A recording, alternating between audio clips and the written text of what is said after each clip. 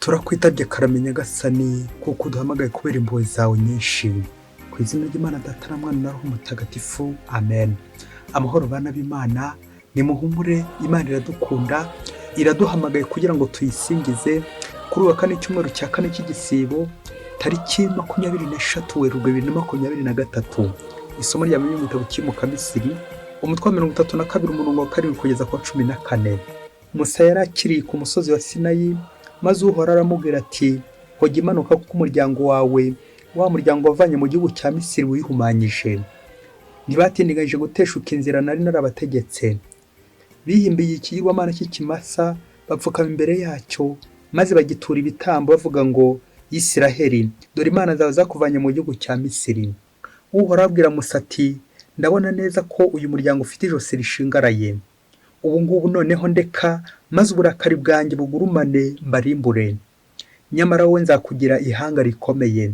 Musa yurura Uhoraho Imana ye avuga ati, mbese Uhoraho gucyo uburakari bwawe bugurumanira umuryango wawe, uyivaniye ubwawe mu gihugu cya Misiri, ukoresheje ububasha bukaze bw'ukuboko kwawe? Niki cyatuma abanyamisiri bavuga ngo yabimuye ino abitewe n'ubugome, agira ngo abicire mu misozi, abatsembe ku isi? Cubya uburakari bwawe bukaze, maze ureke nabe ujye kugirira umuryango wawe.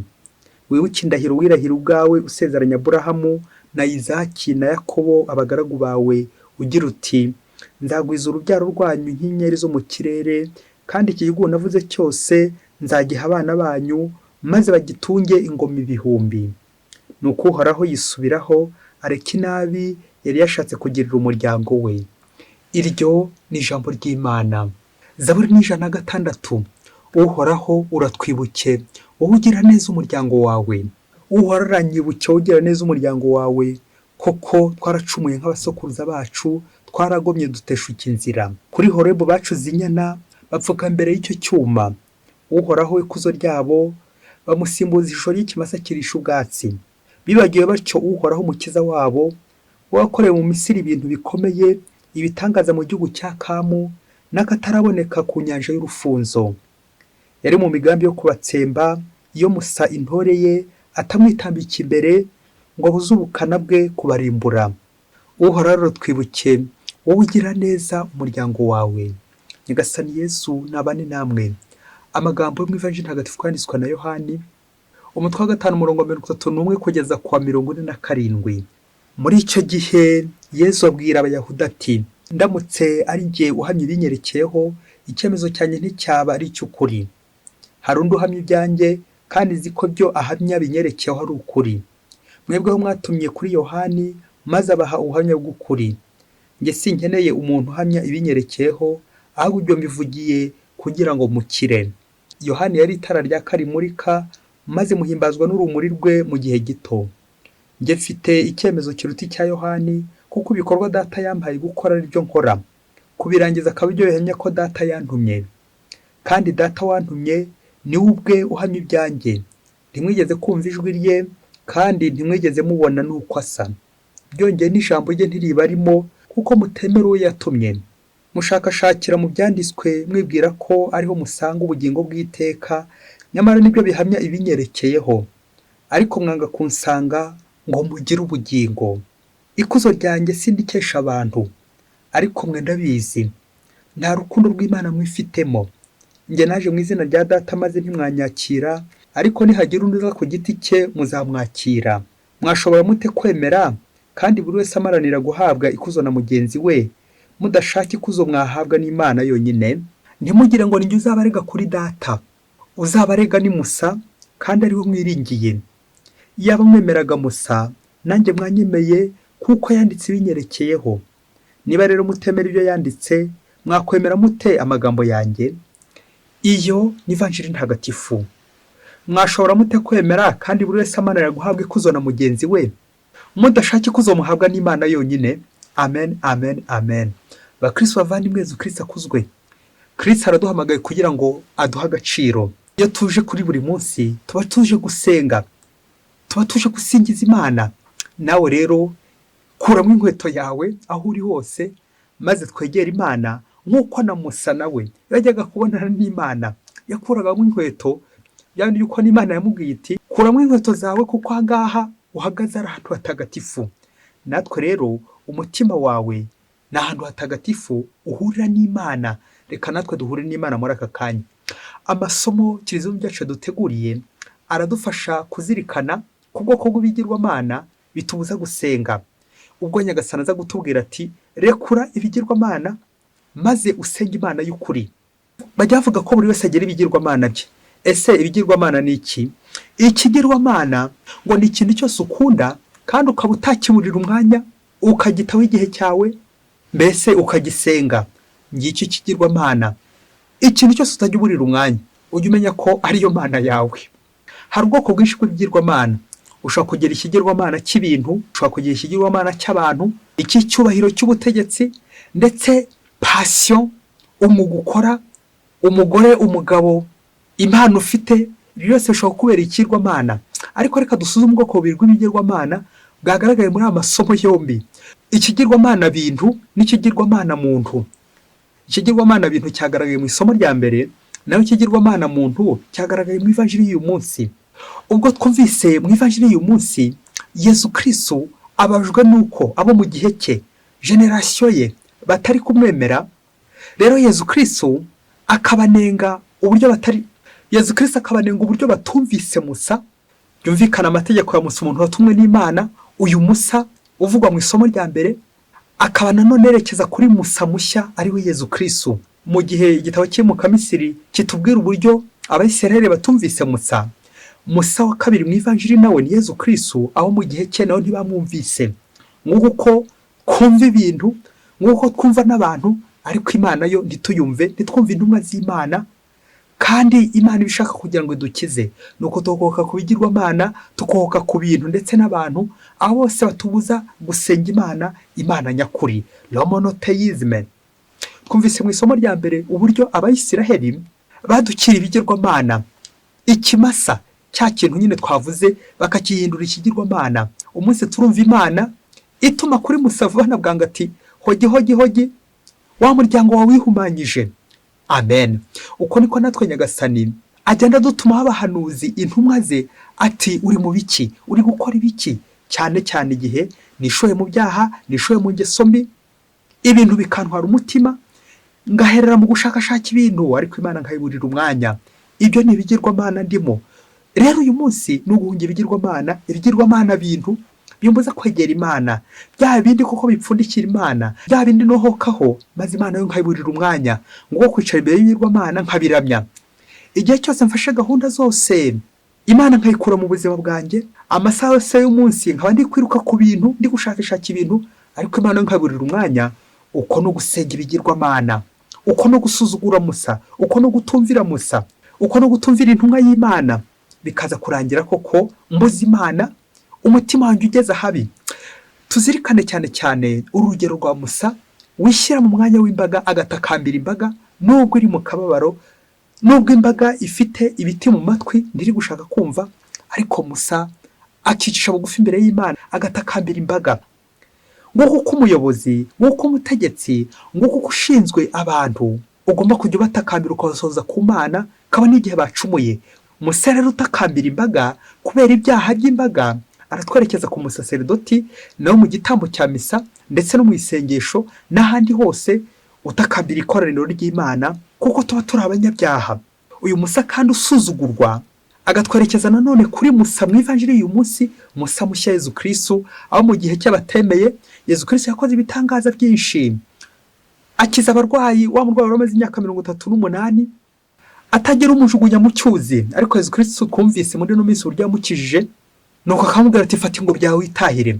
Ariko ngo kubera ko byari ku isabato, abafarisayo n'abigisha amategeko batangiye koko babisha, batangira bapinga Yezu, kumwanga, gutamwemera, kunangira imitima. Umunsi twumva Yezu Kristo ari kubasubiza, abarangira ubwoko bw'ikigirwamana kwemera abantu kurusha uko bemera Imana. Ubwo Yezu ababaye babwira ati ariko mwanga kunsanga kugira ngo mugire ubugingo. Amen, amen. Nuko natwe rero twohoka ku bantu akaba aribo twemera, nuko rero Imana tukayiburira umwanya. Yezu Kristo akabahishurira ababwira ko bagomba guharanira gukuza Imana yonyine. Ikuzo ryanjye sindikesha abantu, ariko mwe ndabizi nta rukundo rw'Imana mwifitemo. Amen, amen, amen. nguko abantu bashobora gutuzitira kwegera Imana bagatubera ibigirwamana, tugakunda abantu kurusha uko dukunda Imana.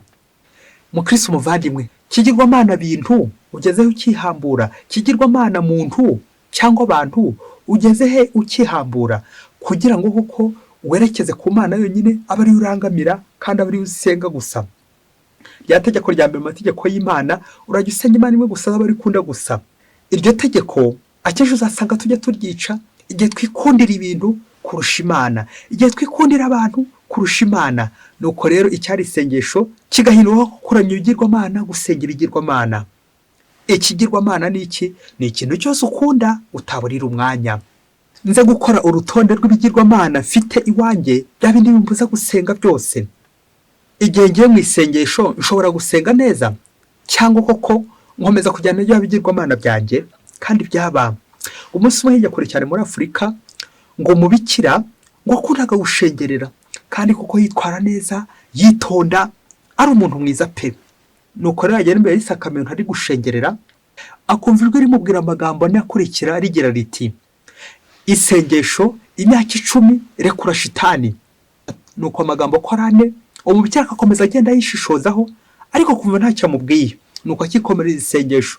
Undi munsi nanone yaza ya magambo none, akumva nanone ijwi ry'imbamutima ryongeye kumukangura, yongeye kumukomanga riti: imyaka 10 isengesho rekura Shitani. Wa mubikira neza neza yarangiza gushengerera, ariko kumva hari ikintu abuze. Nuko umwitozo wo gushengera wihatira igihe kirekire, ariko uko ajya gushengera buri gihe ya magambo akamusubirirwamo. Nuko ya magambo yamara kuyumva agataha yabishe, agataha yibaza koko icyo yakora. Ubusanzwe yitwaraga neza, ameze neza, no muri community yabo ameze neza, ari intangarugero, ariko yava gushengerera akumva abuze amahoro. Nuko umunsi umwe nyine amagambo akumva nka nta gisobanuro afite. Igihe kimwe rero cyaje kugera koko amaze kumva neza neza arambiwe n'ayo magambo, dore ko buri gihe cyose ajya gushengerera amagambo yarayabwirwaga. Ndabizi abahanga n'abanyabwenge ntabwo bajya bemera amajwi y'imbamutima. Bayemera gute se kandi bategera Yezu? Bakwegera Yezu gute se kandi ibintu byarabatwaye ubwenge, ikigirwamana bwenge? Inkuru y'umwana isubira inyuma rero, wa mukira akomeje guhangayika cyane ndetse no kwibaza icyo amagambo avuga. Akomeza gushakisha bya bindi byo mu rurimi rw'Ikilatini. Hari ukuntu baguhereza ijambo, abizi Ikilatini hari icyo bita declinaison, noneho bigasaba ko uza kongeraho kandi kajambo kugira ngo iyo nteruro ize kugira igisobanuro, cyangwa iryo jambo nanone rize kugira igisobanuro. Twa preposition, indangahano n'utundi twose ugatwongeraho kugira ngo rize kugira igisobanuro. Ni nako bijya bigenda mu gushengerera. Ntabwo uhita wumva neza igisobanuro, bisaba ko hari utuntu wongeraho ku bijyanye n'ubuzima bwawe, kuko nyine ubusanzwe ubana na Yezu uzi n'icyo agushakaho, bityo ukagikora. Nuko wa mubikira akomeza arabihirwa neza uko ajya gushengerera. Rimwe agafata umugambi ko atazongera kujya gushengerera, kuko n'ubundi ava yabihiwe, amagambo ahora mutota buri kanya ati: imyaka 10 isengesho rekura Shitani. Nuko wa mubikira amaze igihe koko yumva yarabihiwe neza, kandi ubusanzwe yaritwaga neza. Nuko aza gutekereza kuri ya magambo, aza gusanga ya magambo afite igisobanuro gikomeye cyane mu buzima bwe. Noneho agenda yaha igisobanuro ya magambo, ngo iyo myaka 10 Yezu yamubwiraga arimo shengerera, ngo ni imyaka 10 yari amaze yiyeguriye Imana. Noneho aza gusanga icyo Yezu yashaka kumubwira mu isengesho, ngo nuko iyo myaka 10 koko yahimaze adasenga. Ngo kubera iki? Ngo hari mugenzi we babanaga w'umubikira, ngo yarafite umutima, ngo yamwitaga umubikira ufite umutima mubi, umubikira umubanira namushikamiye, wawundi umugendaho, wawundi batacana uwaka, batavuga rumwe. Nuko rero umubikira ngo mu kumwita izina iyo myaka 10 yose ngo yaramwise Shitani. Nuko umubikira ari gukora ka meditation, introspection, nibwo yaje gutekereza, asanga koko umubikira yaramwise Shitani. Kandi koko n'igihe cyose yahuraga n'abagenzi be, ngo bamubaza bati: mugenzi wa merewe atati, mugenzi wawe ari mu rugo? Nuko akabasubiramo ati: ni Shitani. Hashaka kugira umutuma kumusiganuza ati: Shitani, yego Shitani arakomeye, Shitani araho, Shitani araganje. Nuko uko byagiye bimukura mu iyo myaka 10 yose uko babanye, n'ubwo buzima nyine yarabayeho bw'igitugu bamutugarika, iryo zina koko riza guhamwa umubikira Shitani. We yaramwise Shitani, nuko umubikira atekereza uburyo myaka yose ayimaze ari gusenga, ngo yinjiraga mu isengesho nta wundi yatekerezagaho nyine usibye umubikira wari umubaniye nabi, wari umushikamiye, ari we yari yarise Shitani. Igihe cyose bagiye gusenga Shitani akaza, igihe cyose bagiye mu kiliziya Shitani akaza, igihe cyose bari mu misa wa Shitani akaba ari buze nyine, akaba ari gutekerezaho kubera ko yaramubangamiye, amutsikamiye, yaramuryamiye, yaramutsikamiye, yaramwicariye. Ibyo kumwumvisha yewe nuko nyine umubikira nawe muri we koko ikintu cyose akoze ati Shitani, Shitani iri kungendaho. Aho bahuye bose ati Shitani, Shitani iraha, Shitani iraha. Ubwo rero kera kabaye wa mubikira koko amaze kwisuzuma ya myaka 10 yose amaze muri iyo community yabo, asanga koko nta munsi w'ubusa, nta sengesho ry'ubusa atazanamo Shitani we. Nuko agezeho koko arigaya, yibaza koko imyaka 10 yose ari aho ngaho muri community, kandi ari bitaga mwiza, ari umuntu witwaraga neza, uburyo bwose iyo myaka yose ayimaze 10 yose ayimaze koko ari Shitani gusa nyine, wa Shitani we ari uri mu mutima we. Igihe cyose ajya gusenga ati dore cya Shitani kirinjiye, igihe cyose ajya gusenga dore cya Shitani kirasohotse, igihe cyose bari gusangira ati dore cya Shitani, dore cya Shitani. Wa mubikira koko yirebye asanga ko iyo myaka 10 Yesu ntabwo amubeshyeye, ayimaze rwose ari gutekereza kuri Shitani. Nuko arigaya neza abura aho yakwirwa, yibaza koko ibyo buri kumubaho, yibaza koko igihe cyose amaze we abyita ngo guta igihe, ari guta igihe kuri Shitani. Shitani. Nuko nyuma yo kumva neza ijambo rya Yesu, ya magambo Yesu yamubwiraga ati imyaka 10 udakora isengesho warise mugenzi wawe Shitani, ngaho rero rekura Shitani. Sibwo se wamubikira koko nyuma kumva iryo jambo rya Yesu yaje kurekura iyo Shitani koko, wa mugenzi we yitaga Shitani bikaza kurangira koko narenge kuvuga mwikuyemo, kumwikuramo no kumuhindura izina koko akamubonamo umuntu. Uwo mubikira yararyohewe, nuko rero atangira ubuzima noneho bwa community, ubuzima bw'abihaye Imana, ubuzima usenga koko bikwiye. Yajya gusenga noneho aho kubona Shitani, noneho akajya yasenga akabona Yesu, akabona Imana, akava rwose ameze neza, akava mu isengesho yumva humuriwe, akava mu isengesho yumva aryohewe, akava mu isengesho yumva noneho ari kunze. Bakristo bavandimwe, Yesu Kristo akuzwe.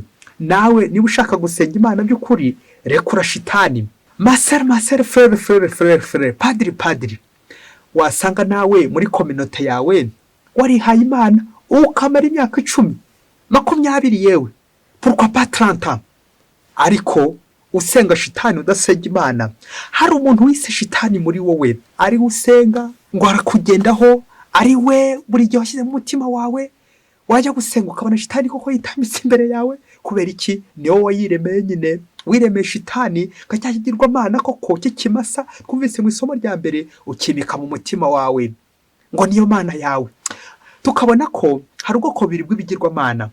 Hari ibigirwa Mana biza bimeze nka Shitani koko, wa muntu utugirira nabi, bya bintu byose bituvangira tukabyita Shitani, tukajya tubyimika ati cyakimpa nkakereka chosifier vraiment.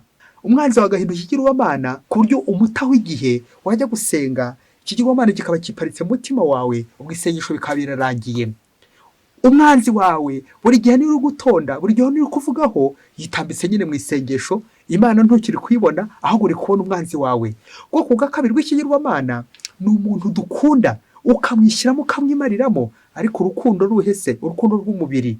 Wa muntu akajya ahora aza muri wowe, wajya gusenga wa muntu yaje, kandi ngo umukunda. Wa muntu nyine ukaba waramusimbuje Imana, isengesho akaba ari uritwara. Ngo kubera iki? Ngo ni ukunda, ariko umwanya wose, umwanya munini ni utwara. Wajya kugira gutya amasengesho yamunkize, yanyerarureshwa ngo uri gusenga, kandi ko kwa muntu yaranje kwinjira mu bwenge bwawe, mu mutima wawe hasesekaye kera, yiparitse hagati yawe n'Imana, ubundi uri kubwira Imana, ariko bikanyurira kuri uwo nguwo uvuga ngo urakunda. Nk'uko abantu benshi basenga ibintu, bagasenga abantu, ugasenga umuntu ukunda ariko agasimbura Imana. Nanone ugasenga umuntu wanga, wa wundi wise Shitani, wa wundi wise umwanzi wawe, akaba yariparitse mu mutwe n'umutima wawe. Ibintu byose ukoze shitani ngiyo, ibintu byose ukoze umwanzi wawe uri gukubita agatoki ku kandi, uri kujya gusenga ariko uri gukubita agatoki ku kandi, uri guhekenya amenyo, uri guhekenyera mugenzi wawe, wamwise shitani warangije kumugira ikintu. Rekura shitani. Masere imyaka 10 yose udasenga, aho bigereye noneho rekura shitani maze nawe usenge. Ibyo ni ibigirwamana.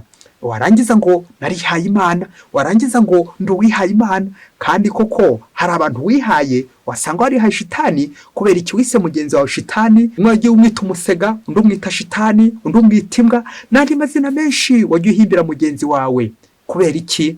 Ubwo n'ubugome. Ibyo ni ibigirwamana. Nawe uze gucunga mu rugo rwawe, niba nta muntu wise shitani, niba nta muntu waba warise ikintu ukamuha uruzina rubi cyane, uruzina rw'ikuzimu rwo kwirimbi, uwo rero ntabwo ushobora gusenga ngo bikunde, kuko yitambika mu mutima wawe. Uze kureba abanzi bawe, abo wita abanzi bawe, niba koko atari bo bitambika mu isengesho, ubundi Imana ntiyongere kuyisenga. Ngiki kigirwamana nyine ni icyo cyose kitambika kikatubuza kurangamira Imana, kikatubuza gusenga. Aha akaba ari cyo turangamira dusenga. Ngiye ishusho y'ikimasa, ngiye ishusho y'umwanzi, ngiye ishusho ngo y'umuntu dukunda, wa muntu utugirira neza ariko akaba yarasimbuye Imana yacu, Imana y'ukuri. Ngize Imana yacu wa Kristo bavandimwe. No mu rugo rwawe ushobora guhagira Imana, umugore ashobora guhinduka Imana, Imana y'umwanzi cyangwa Imana y'umukunzi. Nanone umugabo ashobora guhinduka Imana, umwana agahinduka Imana, uwo mubana ashobora guhinduka Imana yawe. Ikigirwamana, reka tuvuge ikigirwamana. Kubera iki? Wamugize ikintu, objet d'adoration, wamugize ikintu cyo gushengera. Ni ureba gusa, ni urangamira. Nawe rero umva ijwi rya Yezu rikubwira ngo mu Kristo muvandimwe, iki gihe cyose umaze koko ni kangahe ko kujya ufata igihe cyo gusenga? Ni koko mu Kristo muvandimwe nta n'umutarangara hano ku isi. Mu gusenga umuntu ashobora kurangara, ariko buri kanya nanone umuntu akiparika muri wowe. L'hospitalier, umuntu wese ngo kugendaho, umuntu ukugenda nabi, ati baranyanga we, baranyishe we, baransekamiye we. Nyamara wasanga ari ufite ikibazo. Aha akabya bindi byo gucurira ku bandi, uti l'enfer c'est les autres. Abandi nibo kibazo, abandi nibo banyanga, abandi nibo bagome, nibo babi. Nyamara wasanga ikibazo ari wowe. Nugira ubuntu nawe ukegera Yezu, ugapfuka mu gaca bugufi muri adoration, mu gushengerera, nawe Yezu ashobora kuza kubwira ati mu Kristo muvandimwe, rekura shitani. Imyaka yose ishize usenga, ariko ntabwo urarekura shitani. Nuyirekura nibwo uzagira amahoro, ugira umutekano, ubeho neza, kuko nyine warekuye shitani, warekuye ibigirwamana, maze kuko usenga Imana y'ukuri. Nyagasani Imana yacu, aho twagiye turangara hose, aho twagiye dusenga ibigirwamana, aho twagiye twimika shitani wacu, aho twagiye duhindura abantu tukabahindura ibintu, Yesu mwiza, tuje imbere ubwiza bwawe kugira ngo utwongerere impuhwe zawe, uduhe urukundo, uduhe kwakira ubuntu bwawe n'imbabazi zawe, maze tuberwe no kugusingiza, wowe ubaho ugategeka iteka ryose. Amen. Mwese Imana ibaho umugisha. Imana Data na Mwana na Roho Mutagatifu. Amen. Padiri Masumbuko Ladislas wa Diyosezi ya Cyangugu.